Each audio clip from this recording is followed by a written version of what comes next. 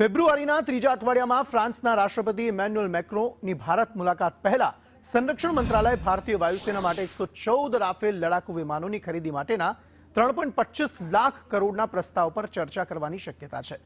ભારતીય વાયુસેના તરફથી આપવામાં આવેલા પ્રસ્તાવને ગયા મહિને રક્ષા ખરીદી બોર્ડ દ્વારા પ્રાથમિક મંજૂરી આપવામાં આવી હતી। સંરક્ષણ સૂત્રોના જણાવ્યા અનુસાર આ પ્રસ્તાવ આગામી સપ્તાહે સંરક્ષણ મંત્રાલયની ઉચ્ચસ્તરીય બેઠકમાં ચર્ચા માટે લેવામાં આવશે। વર્તમાન સુરક્ષા પરિસ્થિતિને ધ્યાનમાં લેતા ભારતીય વાયુસેના માટેની ઓપરેશનલ જરૂરિયાતોને પૂર્ણ કરવા માટે આ સોદો અત્યંત મહત્વનો માનવામાં આવી રહ્યો છે।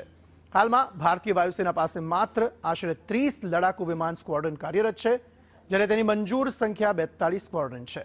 પાકિસ્તાન અને બાંગ્લાદેશ વચ્ચે તેમજ પાકિસ્તાન અને ચીન વચ્ચે વધતી સાંઠગાંઠને કારણે જોખમની ધારણા વધુ ગંભીર બની છે।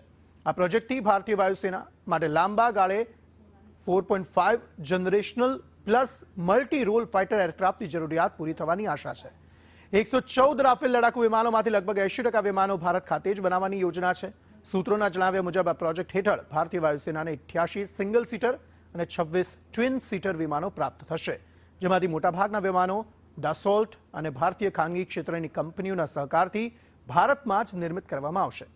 એક વખત આ સોદો પૂર્ણ થયા પછી ભારતીય વાયુસેના પાસે કુલ 150 રાફેલ વિમાનોનો જથ્થો હશે, જેમાં ભારતીય નૌસેનાના 26 રાફેલ વિમાનોનો પણ સમાવેશ થશે।